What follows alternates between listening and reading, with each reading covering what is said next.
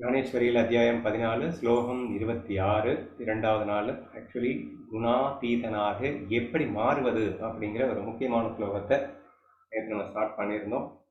So அதுக்கு மெயினாக விபச்சாரப்படாத பக்தி அப்படிங்கிற ஒரு பக்தியை எடுத்து சொல்லியிருந்தாங்க. அதை நம்ம இன்டெரக்டாக நம்ம எப்படி பேசுவோம் அப்படின்னா விஸ்வரூப பக்தி, அதாவது ஒரு தனிப்பட்ட ரூபத்தை மட்டும் நான் குருவாகவோ இறைவனாகவோ நினைத்து பக்தி செலுத்தாமல் உலகத்தில் உள்ள எல்லா ரூபமும் அந்த கண்ணனே அல்லது என் குருவே என்ற ஒரு பாவனையிலே உன்னால் பக்தி செலுத்த முடியும் என்றால், அண்ட் இன்ஃபேக்ட் அந்த உலகமே அவர் அப்படின்னு நினைக்கும் போது இந்த உடலாகிய இதுவும் அவரே அப்படிங்கிற அந்த பாவனையில உன்னால பக்தி செலுத்த முடியும் அப்படின்னா அதற்கு பெயர் விபச்சாரப்படாத பக்தி அப்படின்னுட்டும் அனன்ய பக்தி அப்படின்னுட்டும். அந்த பக்தி எப்போ வருதோ அப்போதான் குணங்களை எரிக்கும் சக்தி அவனுக்கு வரும் அப்படிங்கிற மாதிரியும், அந்த மாதிரி அவன் பக்தி செலுத்துறானோ அவன் தான் யோகி, அவன் தான் ஞானி, அவன் தான் பக்தன் அப்படிங்கிற மாதிரி சொல்லி முடிச்சிருந்தாங்க. அது இன்னும் ஃபர்தரா அப்படியே எப்படி கண்டினியூ ஆகுது அப்படின்னு பார்க்கலாம். சமுத்திரத்திற்கும் கருத்த மேகத்திற்கும் நடுவிலே அகண்டமாய் மலை சிறிது கொண்டிருந்தார் போதே அவனுடைய சித்தத்துக்கும் என்னுடைய சுரூபத்துக்கும் நடுவில் அவன் சித்த விருத்திகள் சதா பெருகிக் கொண்டே இருந்தால், இங்கு ஒரு கிணற்றால் வரையறுக்கப்பட்ட ஆகாசத்துக்கும் மகா ஆகாசத்துக்கும் நடுவில் அவை ஒன்றோடொன்று ஒட்டி வைக்கப்பட்டிருப்பதாய் அக்கணற்றின் வாயில் ஒரு ஒட்டும் காணப்படாதிருப்பது போல் அவனுக்கும் கர்மபுருஷனுக்கும் நடுவில் ஒரு வரை காணப்படாமல் இருவரும் ஒன்றுபட்டு போவார்கள். இப்போ ஈஸ்வரன் அல்லது குரு, தெய்வம் குரு டிஃபரன்ஸே கிடையாது, சரியா? இப்போ நீங்க என்ன பக்தி செலுத்தணும் அப்படின்னா, முழுக்க முழுக்க என் குருவே உலகமாக விரிந்திருக்கின்றார், இன்க்ளூடிங் மைசெல்ஃப். என் உருவமும் கூட அவர்தான். என் உருவத்தை இயக்குவது, என் மனதை இயக்குவது, என் புத்தியை இயக்குவது அவர்தான். எல்லாமாக அவரே தான் இருக்கின்றார் அப்படிங்கிற ஒரு முழுமையான அண்டர்ஸ்டாண்டிங்ல நம்ம பக்தி செலுத்தணும் அப்படின்னு ஏற்கனவே பார்த்தாச்சு. இப்போ என்ன சொல்றாருன்னா, அவனுடைய சித்தத்துக்கும் என்னுடைய சுரூபத்துக்கும் இடையே சதா விருத்தி பெருகிக் கொண்டிருப்பதால், சித்த விருத்திகள் பெருகிக் கொண்டிருப்பதால் அப்படின்னா, எக்ஸாம்பிள் என்ன சொல்லிட்டாரு, மேலே கருத்த மேகம், கீழே கடல். இது ரெண்டுக்கும் இடையில ஒரு மழை பெஞ்சுக்கிட்டே இருக்கு அப்படின்னு சொன்னா, இந்த கடல் மேகம் வேற வேறன்னு சொல்ல முடியாது. ஏன்னா ரெண்டும் டச் ஆயிடுச்சு. நான் ஸ்டாப்பா கண்டினியூஸா டச்சிங்ல இருக்கும்போது பார்த்தீங்கன்னா கடல் வேற மேகம் வேறன்னு சொல்ல முடியாத அளவிற்கு அது ஒன்றுபட்டு போய் எப்படி இருக்குமோ அப்படி ஒரு எக்ஸாம்பிள். அடுத்து ஒரு கிணத்துக்குள்ள தண்ணி கூட இல்லாத கிணறுன்னு வச்சுக்கோங்க. உள்ள என்ன இருக்கு? வெறும் ஆகாயம் இருக்கு. கிணத்துக்கு வெளியில என்ன இருக்கு? ஆகாயம் இருக்கு. இப்போ ரெண்டுக்கும் மேலே மூடி போட்டு மூடாதீங்க. அப்போ என்ன ஆகும்? கிணத்திற்குள் இருக்கின்ற அந்த ஆகாயமும் மேலே இருக்கின்ற ஆகாயமும் ரெண்டும் ஒரே கனெக்டிவிட்டிக்கு வந்துடுச்சு. இந்த ரெண்டும் ஒரே கனெக்டிவிட்டிக்கு வந்ததுக்கு அப்புறம் அது ரெண்டு வேற வேறன்னு எப்படி சொல்ல முடியும்? இது கிணற்றால் வரையறுக்கப்பட்டுகின்றது, அது மடத்தால் வரையறுக்கப்பட்டிருக்கின்றது, அல்லது இன்னும் பெருசாக வரையறுக்கப்பட்டிருக்கின்றது என்பதற்காக அந்த உபாதியை கொண்டு நீங்கள் அது வேறு வேறு என்று சொல்லிவிட முடியுமா? அப்போ இந்த பேஸ் ஆகாயம்ன்ற அந்த கனெக்ஷன்ல இருந்து பார்த்தீங்கன்னா ரெண்டும் ஒன்று அப்படிங்கிறத நீங்கள் அண்டர்ஸ்டாண்ட் பண்ணிக்கலாம். அல்லது நம்ம இன்டெரக்டாக சொல்லணும்னா, தங்கத்தால் டிஃப்ரெண்ட்டாக டிசைன்ஸ் பண்ணி வச்சுருந்தாலும் பட் எல்லாமே தங்கம் அப்படின்னு நம்ம அண்டர்ஸ்டாண்ட் பண்ணிக்கிறோம். அப்போது அந்த உபாதிகள் அப்படிங்கிறது டிசைன்ஸ். ஸோ டிசைன்ஸ் டிஃப்ரெண்ட்டாக இருக்கலாம், பட் பேஸ் அங்கே என்ன இருக்குன்னா ஒன்று தான் இருக்குது அப்படிங்கிற மாதிரி. இங்கே கிணத்துக்கும் பேஸ் ஆகாயம்தான், ஆகாயத்தில் மகா ஆகாசத்துக்கும் அங்கே ஆகாயமாக தான் இருக்குது. இது வரையறுக்கப்பட்டிருக்கிறது என்பதற்காக அதுவும் இதுவும் வேறு வேறு என்று சொல்ல முடியாதது போலே அப்படின்னு சொல்லியிருக்காரு. சரி, எப்படி புரிஞ்சுக்கிறது அப்படின்னு கேட்டிங்கன்னா, இவனுடைய சித்தம் அப்படின்றது வேறு ஒன்றுமே இல்லை, கான்சியஸ்னஸ்ஸு. அண்ட் அந்த கான்சியஸ்னஸ் தான் மனசாக புத்தியாக நமக்கு பிரதிபலிக்கிறது அப்படின்னு வச்சுக்கோங்களேன். ஃபஸ்ட்டு எனக்கு ஒரு அறிவுன்னா ஒரு கான்சியஸ்னஸ் அப்படின்னா ஒரு உணர்வுன்னு வச்சுக்கோங்களேன். சிம்பிளி ஸ்பீக்கிங் ஒரு உணர்வு. அந்த உணர்வே அறிவுணர்வாகவும் மன உணர்வாகவும் பிரதிபலிக்கிறது அப்படின்னு வச்சுக்கோங்க. சரி, பேசிக்கலி ஒரு உணர்வு அப்படின்னா ஈஸியாக உங்களுக்கு புரியும். அந்த உணர்வு இப்போ என்னவா மாறுதுன்னா புத்தி உணர்வாகவும் மன உணர்வாகவும் மாறுகிறது. புத்தின்னா ரைட்டு தப்பு அப்படின்னு சொல்லக்கூடிய ஒரு உணர்வு, இது எது சுகம் எது துக்கம்னு சொல்லக்கூடிய ஒரு உணர்வு அப்படின்னு வச்சுக்கோங்களேன்.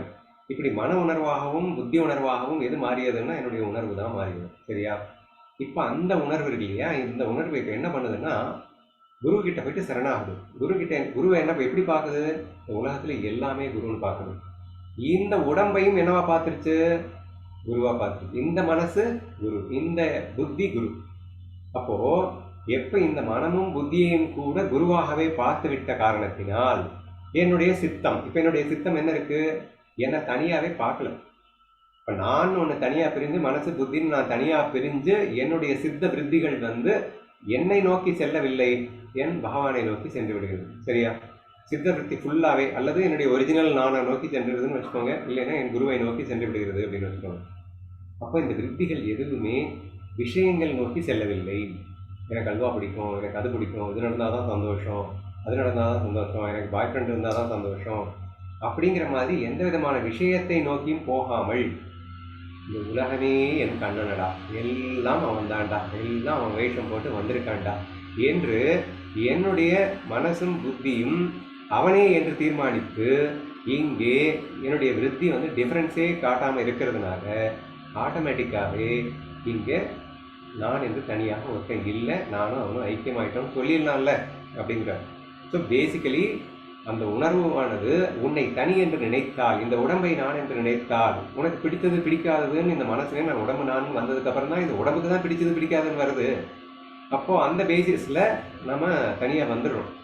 பட் இப்போ இந்த விபச்சாரப்படாத பக்தியின் வாயிலாக நம்ம என்ன ஆயிடுறோம் அப்படின்னா, ஒட்டுமொத்த உலகத்தையும் நான் குருவாக கண்டதோடு மட்டுமில்லாமல் இந்த உடல் மனம் புத்தியையும் நான் என் குருவாகவே காண, கடைசியில் பார்த்தா என்னுடைய சித்த விருத்திகள் நான் என்ன மறந்துடுச்சு இல்லையா?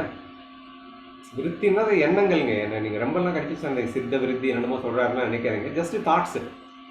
My thoughts will never think about my body, my mind, my புத்தி எப்படின்னு சொல்லிட்டு இதை தனியாக வச்சு பையனா இதை தான் கண்ணனாக பார்த்தாச்சே.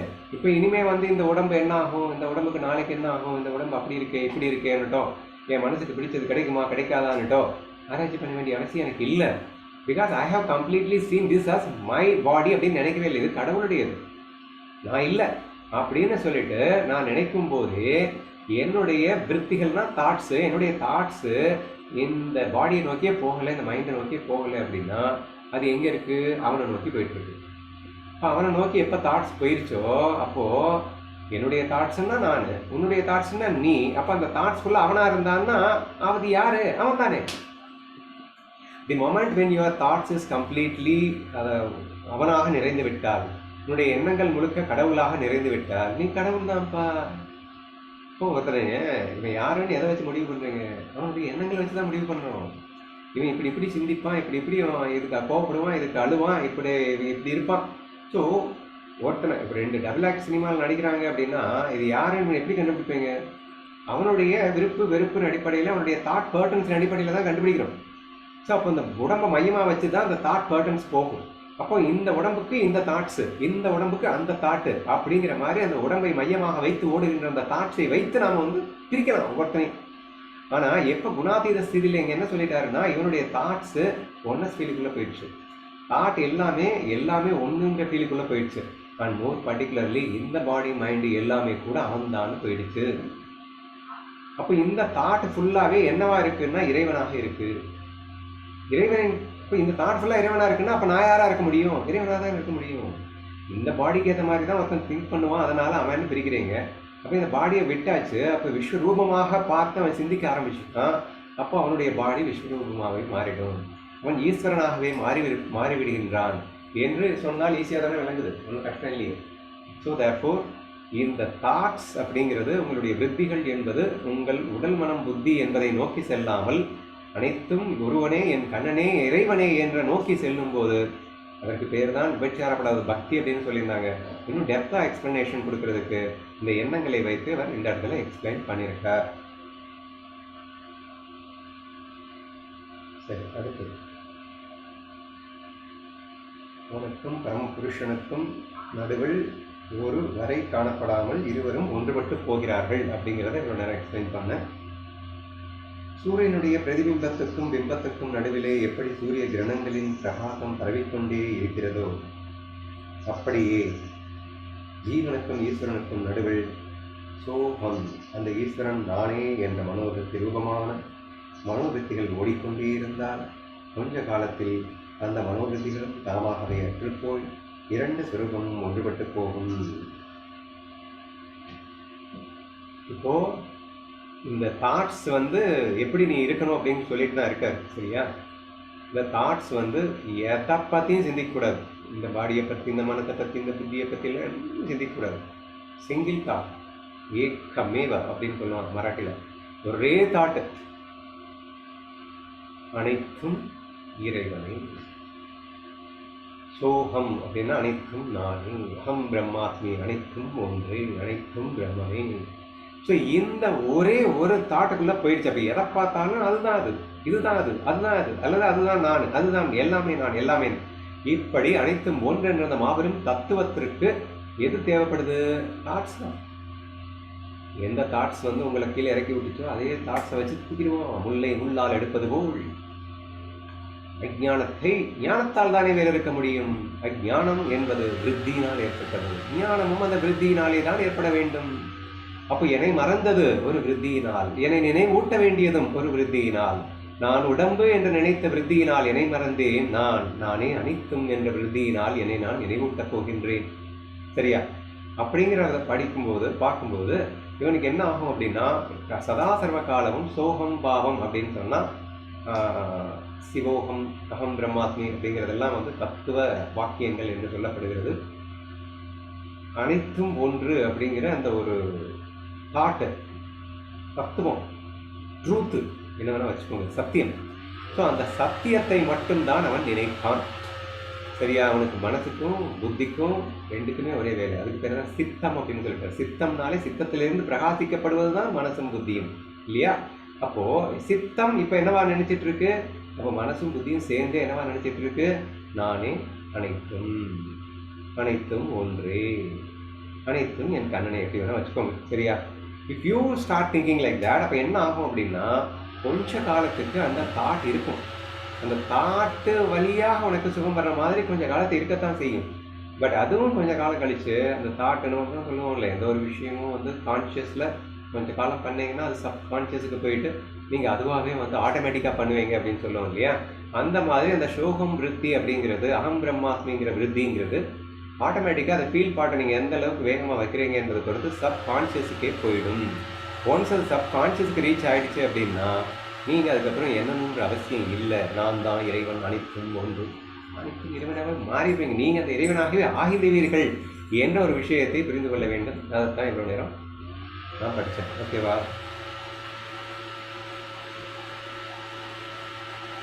கொஞ்ச காலத்தில் அந்த உணர்வுகள் தாமாகவே அற்றுப்போய் இரண்டு சொரூபமும் ஒன்றுபட்டு போகும். சமுத்திரத்திலிருந்து உண்டான உப்பின் ஒரு கட்டி சமுத்திரத்தில் விழுந்ததேயானால் கொஞ்ச காலம் இந்த உப்பு கட்டி சமுத்திரத்தில் கரைந்து கொண்டே இருந்து பின்பது முழுவதும் கரைந்து போனவுடனே கரைதல் என்பது தீன்று போய் இரண்டின் சுரூபமும் ஒன்றுபட்டு போவது போலே. எக்ஸாம்பிள் நல்லா இருக்குன்னு நினைக்கிறேன். உப்பு கட்டியை தூக்கி கடலில் போட்டீங்க. உப்பு கட்டியை கடலில் போட்டதுக்கப்புறமும் உப்பு கட்டி கட்டியாக இருக்குமா இருக்காதா அப்படின்னா இருக்கும். ஃபர்ஸ்ட் டைம் பீயிங் கொஞ்சம் காலத்துக்கு இருக்குது. எது வரைக்கும் இருக்கும்?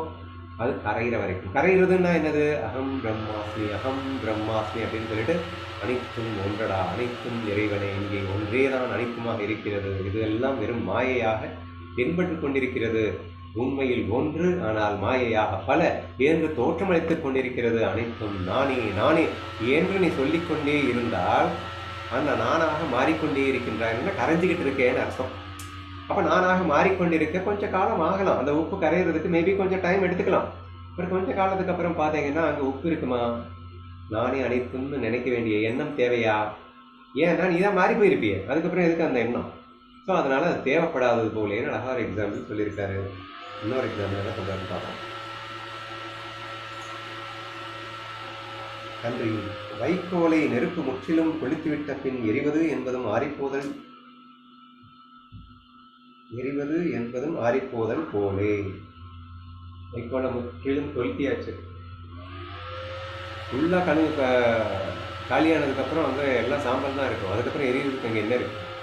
அப்போது உன்னுடைய விருத்திகள் அனைத்தையும் இந்த அகம் பிரம்மாஸ்மி சுரூபத்தில் எரிஞ்சு நாதமாக போயிடும். அதுக்கப்புறம் அந்த விருத்தியும் தேவையில்லாமல் போயிடும் அப்படின்னு சொல்லுவோம்.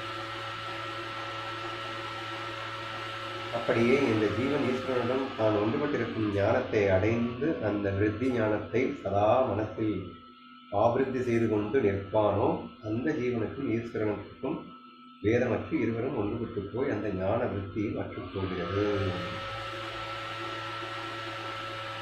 ஜீவ ஈஸ்வரோ ஐக்கியம், ஜீவ பிரம்ம ஐக்கியம் அப்படின்னு சொல்லப்படக்கூடிய அந்த ஞானத்துக்கு பேஸே என்ன அப்படின்னு சொன்னால் அகம் பிரம்மாஸ்மி என்ற அந்த எண்ணம் தான். அப்போது உங்களுடைய மனது ஒரே சதா சர்வ காலமும் சிந்திக்க வேண்டிய ஒரே தாட் என்னன்னா அனைத்தும் ஒன்றே, அனைத்தும் இறைவனே.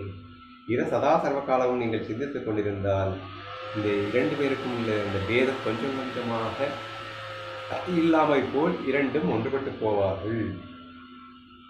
அந்த ஒன்றுபட்டு போனதுக்கப்புறம் இவனுக்கு அந்த ஞான விருத்தியும் அற்று போகிறது. நான் பிரம்மம், நான் அனைத்துமாக இருக்கிறேன்.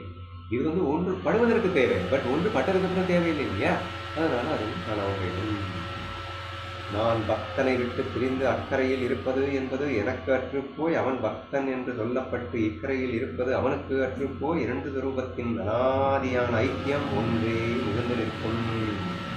அண்ணன் சொல்கிறான், இப்போ once if you become like that அப்படின்னு சொன்னால் அவன் அந்த கரையில் பக்தன்ட்டு நான் இந்த கரையில் ஈஸ்வரன்ட்டும் அப்படின்னு எல்லாம் இல்லாமல் ரெண்டு பேருக்கும் ஒன்றே என்று அந்த பிணைப்பு ஏற்பட்டுவிடும் அப்படின்னு சொல்கிறார்.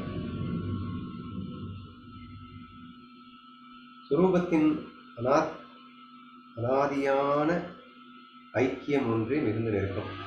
ஸோ அனாதியான ஐக்கியம்னு ஏன் சொல்கிறாருன்னா, பிகினிங்ல இருந்தே மாயை வேற கண்ணன் வேற கிடையாது. கண்ணனே தான் மாயையாக இருக்கான். ஒரு காலகட்டத்தில் மாயையில் சிக்கி போயிட்டு நான் தனி நினைச்சேன், அவ்வளோதான். அப்போ அனாதியாகவே அவனும் மாயையும் ஒன்றாகத்தான் இருக்கிறது. அப்போ அனாதியாகவே எப்பயுமே நானும் ஈஸ்வரனும் ஒன்றா தான் இருக்கேன். அந்த அனாதி ஐக்கியம் இப்போது ஏற்பட்டு விடுகிறது. கொஞ்ச காலம் பிராந்தியில் பிரமையில் மறந்திருந்த மறுபடியும் ஞாபகம் வந்துச்சு, அவ்வளோதான். இன்பவன் குணத்துக்கு வசப்பட்டிராமல் குணத்தை அபஜயப்படுத்தி அதை தாண்டி நிற்கிறான் என்ற பேச்சும் அற்றுப் போகிறது. இல்லை அனதர் பியூட்டி. இப்போ குணாதீதம்னு சொன்னீங்கல்ல, இதெல்லாம் எக்ஸ்பிளைன் பண்ணீங்களப்பா அப்படின்னா அதெல்லாம் உனக்கு புரிய வைக்கிறதுக்காக சொன்னேன். எப்போ நானே அனைத்தும் அப்படிங்கிற அந்த ஃபுல்லஸ்ட் ஐக்கிய நிலைக்கு வந்துட்டியோ, பிரம்மமாகவே மாறிட்டியோ, அவன் குணங்களை அடக்கி வைக்கின்றான் என்றும் குணங்களுக்கு அதீதமாக இருக்கின்றான் என்றும் குணாதீதனாக அவன் இருக்கின்றான் என்றும் இப்படியெல்லாம் கூட சொல்கிறது வேஸ்ட்டு. ஏன் சொல்கிறாரு அப்படின்றது ரொம்ப முக்கியம். அவன் குணத்துக்கு வசப்படுவதில்லை, குணத்தை வென்றவன், அதை தாண்டி நிற்கிறவன் என்ற பேச்சு அற்றுப்போகிறது. அப்படின்னா அவனுக்காக அப்படின்லாம் இல்லைன்னு அர்த்தம் இல்லைங்க. இருப்பான், அந்த ஃபீல் இருக்காது. நான் குணாதீதன், நான் குணங்களை வென்றவன், நான் குணத்தை கடந்து நிற்கின்றேன் அப்படின்னு நான் நினைச்சேன்னாலே அப்போ குணங்களை மாடிட்டு இருக்கேன்னு அர்த்தம். எனக்கு எந்த விருத்திகளும் கிடையாது. விருத்திகள் தான் எது? சமகுணம் விருத்தி தான், ரஜோகுணமும் விருத்தி தான். விருத்தி தான் எண்ணம்னு வச்சுக்கோங்க. பேஸ்ட் ஆன் யுவர் தாட்ஸ் தான் நீ தமோவா, பேஸ்ட் ஆன் யுவர் தாட்ஸ் தான் நீ ரஜோவா, பேஸ்ட் ஆன் யுவர் தாட்ஸ் தான் நீங்கள் சாத்விக்கான டிசைன் செய்யப்படுகிறது இல்லையா? ஆனால் இவனுக்கோ எல்லாம் விட்டுட்டு ஒரே விருத்தி வந்தது, அனைத்தும் நானே. என்ன அந்த விருத்தியும் அவன் நானாக போனதுக்கப்புறம் காணாமல் போயிடுச்சு. எந்த விருத்தியும் காணாமல் போயிடுச்சு அப்படின்னா இவன் குணங்களை கடந்து இருக்கின்றேன்னு ஒன்று ஒருத்தி வரப்போகுதா? குணங்களை தாண்டியவன், குணங்களை வென்றவன் அப்படின்னு நான் நினைக்க போறேனா? எங்கிட்ட தான் விருத்தியே இல்லையே, நான் பிரம்மமால உட்காந்துட்டு இருக்கேன். ஸோ எகெயின் விருத்தினா தாட்ஸ்ன்றது புரிஞ்சுக்கோங்க. ஸோ கன்ஃபியூஸ் ஆக வேணாம். ஸோ அப்படி இவன் குணத்தை வென்றவன், குணாதீதன் என்று சொல்ல வேண்டிய அவசியம் கூட அற்றுப்போகிறது என்று சொல்லியிருக்கார். ஏனென்றால் அனைத்தும் ஒன்றுபட்டு போன ஒரு நிலை ஏற்பட்டு விடுகிறது. வஸ்துக்கள் சுரூபங்களின் மர்மத்தை அறிந்து கொள்ளும் சாமர்த்தியம் படைத்த ஹே பார்த்தா, இப்படிப்பட்ட தகைக்குத்தான் பர பிரம்மத்துவம் பிரம்மமாகவே அமைந்து போன நிலை என்று பெயர். ஏன்னா ஈஸியாக இது என்ன அது என்னன்னு புரிஞ்சுக்கிட்டு வஸ்துக்களின் பகுத்தறிவை தெரிந்து கொள்ள வேண்டிய பார்த்தா எல்லாம் புரிஞ்சுக்கிற இல்லை, புத்தியெல்லாம் ரொம்ப வச்சிருக்கே இல்லை. உண்மையிலே இதுதான்டா பிரம்மத்துவம். பிரம்மத்துவம் தான் என்ன அப்படின்னா இதுதான் எக்ஸ்பிளைன் பண்ணீங்கன்னா இதுதான். ஸோ மனதில் ஒரே விருத்தி, அதுவும் காணாமல் போயிடணும் கொஞ்ச நாள் கழிச்சு. எண்ணங்கள் ஒரே எண்ணம், அனைத்தும் நானே என்ன, அதுவும் இல்லாமல் போகும்போது நீ பிரம்மமாகி விடுவாய். எவன் இதுவரை வர்ணிக்கப்பட்டதாக விபச்சாரிக்கப்படாத பக்தியை கொண்டு என்னை சேவித்துக் கொண்டிருப்பானோ அவன் இந்த பிரம்ம நிலையை தவறாது அடைகின்றான். இப்போ அந்த ப்ராசஸ் என்னன்னா, நீ கிருஷ்ணா ஃபீல்டில் இருக்கிறது தான். விஸ்வரூப பக்தியை நீ பண்ணிக்கிட்டே வந்த அப்படின்னு சொன்னால் நீ குணங்களை கடந்து விடுவன் அப்படின்னு போயிட்டு குணங்களை கடந்த நிலையில் நானே ஒன்றுன்ற இந்த ஃபீலிங்க்கு வந்து அந்த ஃபீலிங் இல்லாமல் போயிட்டு கடைசியில் கடவுளாக மாறிடும். இது ஸ்டேஜ் பை ஸ்டேஜ் ப்ராசஸ். இதை நீ அடையிறது துவக்கிறது எங்கே துவக்கணும் அப்படின்னா கிருஷ்ணா ஃபீல்லேருந்து துவக்கிடும். ஸோ விபிச்சாரப்படாத பக்தியிலேருந்து நீ ஆரம்பிச்சிடு அப்படின்னு சொல்லியிருக்காங்க. அவன் இந்த பிரம்ம நிலையை கண்டிப்பாக வந்துடுவான். எவன் இப்படிப்பட்ட லட்சணங்களை பொருந்திய என்னுடைய பக்தனாக ஏற்படுவானோ அவன் இந்த ஜகத்தில் இருக்கும்போதே பிரம்மதை என்பவள் அவனுக்கு மாலையிட்டு அவனுடைய பதிவிரதாத பக்தியாய் எப்போதும் இருந்தே தீருகிறாள். நீ இப்படி ஒரு பக்திக்கு வந்துட்ட அப்படின்னு சொன்னா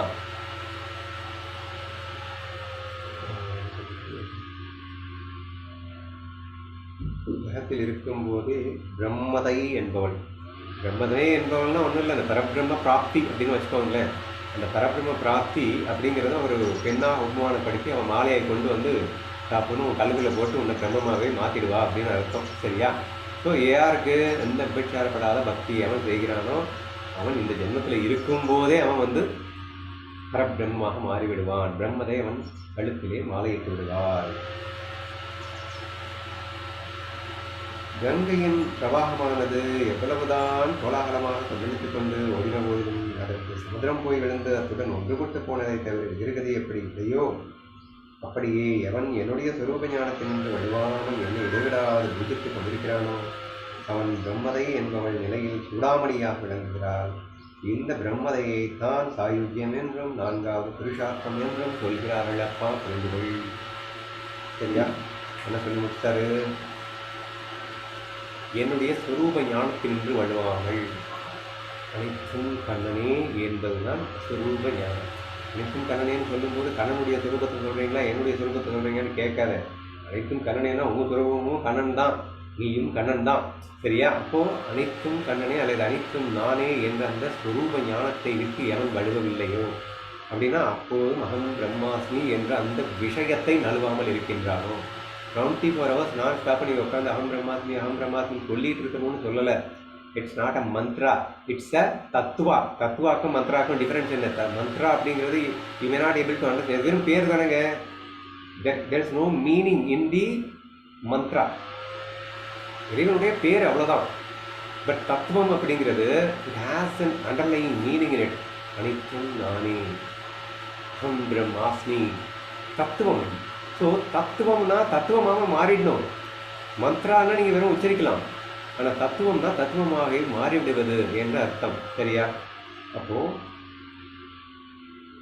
என்னுடைய சொரூப ஞானத்தினின்று வலுவாமல் என்னை விடாமல் பூஜித்து கொண்டிருப்பானோ அப்படின்னு சொன்னால் இங்கே அவனை பூஜை பண்ணுறது அப்படிங்கிறது நானே பிரம்மம் என்ற அந்த தாட்டை விடாமல் இருக்கிறது. ஸோ இதுதான் பூஜை பண்ணுறது. கண்ணனை பொறுத்த வரைக்கும் கண்ணா அனைத்தும் நீதானடா, அனைத்தும் நானேடா, இந்த ஃபீலிங் இருக்கிறது தான் அவனை விடாமல் பூஜை பண்ணிட்டு இருக்கிறதுக்கு அர்த்தம்.